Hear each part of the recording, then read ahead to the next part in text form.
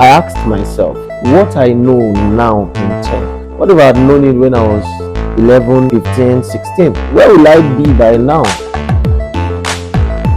You want to see a country or a nation that wants to become great. The number one and major investments that they make is in the educational sector. You're already doing something in that field. What brought about Tentacoos in the very first place? I asked myself what I know now in tech. What if I had known it when I was 11, 15, 16? Well, where will I be by now? I mean, that's a long time coming. Yeah. In Nigeria now, many things we do. What you study in school versus what you are doing, that's what we have now. Right? A lot of people. A lot of people. And I see that a lot. And I said, okay, why not change the narrative? So what if we start something around helping teenagers at a young age, 10 years, 11, 12, teach them tech, and then before they get to this place where they are confused, we already put something into them. When it comes to being able to work in a corporate setting, right, in a company that has a culture that values respect, that values hard work, that also values, putting in your best and not always looking at the time once it's 5 o'clock, right? How do you get the likes of teenagers and Gen Zs generally to not just give their best shot in terms of, them being juniors, but also being able to fit in a work environment, fit into a work culture that is healthy? To start with, I think all of these qualities you mentioned is a human thing. It's not necessarily a particular generation thing. Now it may be more in this particular generation, but it's not exclusive to this generation. In the olden gens, as we want to refer to it, they also have people who are pompous, who are disrespectful, who don't know how to talk. It's just that it's louder now because of internet, and people see people do it, so it's easy for them to learn it and all of those things. However, it's a workplace issue. I've seen some of the older generation who will say that they're not even willing to work with this Gen Z that, Gen Z this. And in my mind, I'm like, if Gen Z is like that, what will happen to Gen Alpha and Gen Beta? And the other gens. And the other gen that we don't know, unknown gen. So you see that is a serious problem. When companies take in people now, one of the things they want to teach them first is soft skill. They want to teach them soft skill. I saw a particular clip on Instagram by one of these content creator, great guy, I respect. The guy was doing an open employment recruitment this thing on open air recruitment. Yes. So this particular video, the guy was seated, and then let's say I'm the one recruiting, you are the one I want to recruit. So I'm asking that how many times have you applied, and you are responding that you have applied for 477 times and no company have gotten back to you, and I am saying that I will give you a job now. Oh. Would you take it? And then you are saying that no, I'm not. You are saying you will take it on a condition, and I'm like, you've been looking for a job 477 times, nobody responded to you. The guy was, the way he was talking, so mannerless. And I'm like, you are looking for something. You are giving the same thing. And you are saying, because I don't know what you do. Somebody came publicly. You think if he had any shady deal back end, he will come publicly to want to offer you anything? And you think he will underpay you publicly? You are a public employment person, because they monitor you.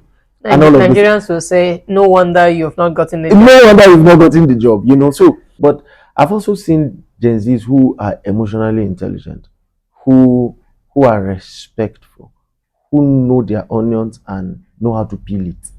Let's put that. They know their onions and they know how to peel it. I like that. I like that. You got that. I like that. So, and they have good character, because skill will open door for you. Character will keep you there. right? So Mm. it's something to have the skill. Sorry, let me take that again. Okay, Skill will open doors for you. character Character will will keep the you door there. open. Yeah, Mm. because you actually need it. Mm. There's this example of someone who works in a particular organization, life example now, and then agency, right? And you talk to your HR anyhow, and you say you don't have favor with them. How would you have favor with them? Skill can never be enough.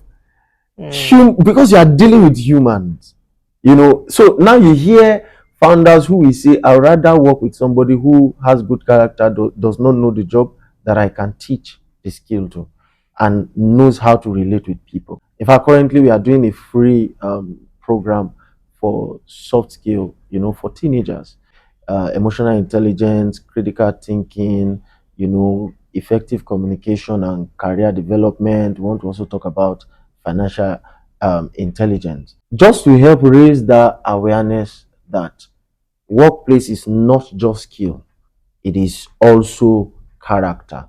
AI can do times Mm-hmm. 10 what you call skill. What will keep you with any other person that has the money to give to you is your character, is being able to read the room. Some people don't know how to read the room, and it's a problem that should be looked at.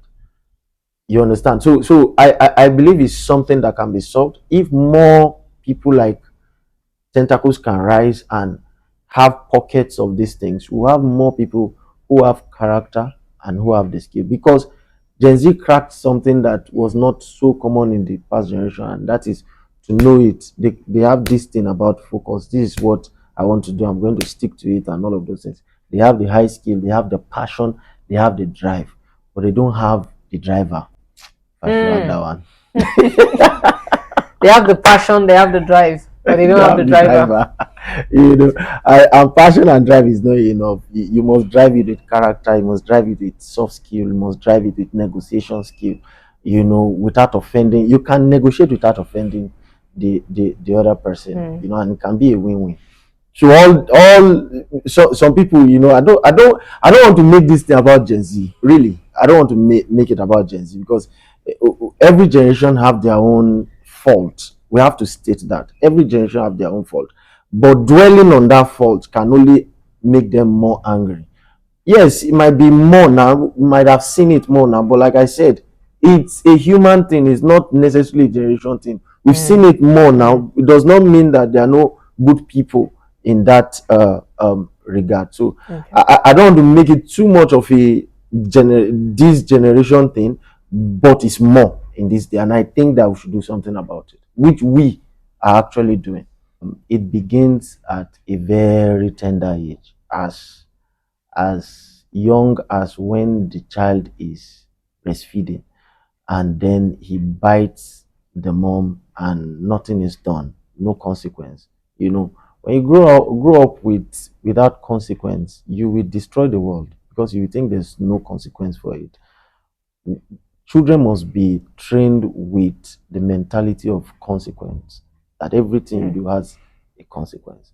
When you look at Singapore, you look at India, you look at China, right? You see children at a very tender age doing really, really smart things. Yeah. So talk to me like a parent of age 8, age 5, and age 11, Okay. in line with what I can do as a parent to, and how Tentacles as well, what you do, right, helps my children to get to a point where they would look at me in the future and there would be no better future to have been offered to them. I have a friend, 2 years old. When he's on the call with me, he will tell his 2 year old, Daddy is on the call, right? And now she's understanding that when daddy is on the call, you don't disturb daddy. It means do not disturb mode. Do not disturb mood. You understand? So we must begin to intentionally raise our kids such that even when they come to people like us eventually, it won't be like we are starting from the beginning, because it is easy to see what we are teaching in their parent. It is called reinforcement. Mm. So when we teach it and they see it in their parent, then it's reinforced that this is actually the right way to go about it. By 2 years old, 3 years old, you see a particular interest in a child, and if from my own kind of belief system, which is Christianity, you should be able to pray, show me what this child should be, and God will show you. All right. And when you know that thing, you should be able to guide that child in that particular way. All right. So I mean, because at age 5, it's difficult to begin to say, "Come and learn tech." You know, people do it, but it's not something that really catches Mm-hmm. my because at that age, I believe you should be with your parents. Your parent should be your lecturer, your everything at that point. All right. And at age 8, yes, you should begin to pick interest. 8, 8, 9, begin to pick interest in certain things. In fact, at that point, you can begin to say, okay, Tentacles, what can my child learn? uh, is my child really interested in tech? Because it's everything is not tech. Yeah. All right. Everything is not tech. It's not tech. So what are other things they can do? All right. But you can help them have a technology mindset, and this is what I mean. If you are doing medicine, for instance, you should be able to, or you feel they should do medicine, you should be able to make them understand that there's a technology aspect of medicine that they can actually apply. So that mindset is very important, because technology is the new thing, is what it is like. That's Mm-hmm. what I mean, is the future. All right. And we must mind the mind of the future. That is, we must not just know that technology is the future, we must mind what happens in that future. And to mind it is to be deliberate about bringing people up who are the key players of this thing we call the future. So Mm. at age 11, by then you should begin to talk about Tentacles. Okay, what can I learn from Tentacles? What skill can I pick from Tentacles? Can I consolidate? And all of those things. One of the mistake I see parents do is that once their child learns a particular skill, the next thing they ask is, when will he start making money with it? All right. It's Wow. funny because at age 11 you want to no. It's not Yahoo. It's not get rich quick scheme. There's this guy, forgotten the name now. At 9, 11, 9, 10, 11, he already built about 36 games. But at that age, no company will employ him. Yeah, I don't expect him to say he wants to start making money. Child labor. No company will employ him. I expect that the parent should just stand as a guide at that point. Just keep learning. The money will come. That child now, when he gets to 18, or an age when the parents are confident that he can start making money, companies will be fighting for him because he has a long way to Mm. go. And that's the joy of starting very, very early. At age 8, 9, you have started. Come on now. There's a lot you can do. And this is not just limited to tech, like I said. Other things your child can draw. I mean, take them to where they can learn more about it, but give them that tech mentality such that Mm. they can think of a problem that tech can solve in that particular area. Because tech, like I said, is not just coding. Yeah. Yeah. Coding is just one of it. You can be a founder, you can build a product, you can start a product. You are also into tech. When you are enforcing a particular aspect of tech on your child, you are not being different from your parent. You're only being different in in in what you make them focus on, but the same in essence. You So if I understand? get it correctly, parents that enforce a certain kind of tech on their Yes, children are no different from our parents who say you're going to be a doctor, yes, a yes, lawyer, or an yes. It's engineer. that stereotype thing. Because, and it's not, I won't blame them, because it's not necessarily an issue of, it's actually a knowledge gap. Many parents don't know that tech is wide. Tech is not just coding, Mm. graphic design, product design, um, other aspects of, there are many aspects of tech, all right, that they can pick interest in. DevOps is there, cybersecurity, and all of those things. The child must be able to understand these things, and that's why we have a system where we will expose, at least we can measure that to an extent with what we see this child should be good in this aspect, in this aspect. But once the parent come and says, I want my child to learn coding, there's almost nothing you can do. So I'm appealing to parents to not fall into that category. It's a very powerful one. Yes, Very powerful not fall into that category. Very important. Wow, thank you so much. Thank you so much for that. You're Wow, welcome. okay, this has been a great time. Thank you so much for watching to this point. Please do subscribe so you see a lot more of this, because we have a lot more coming.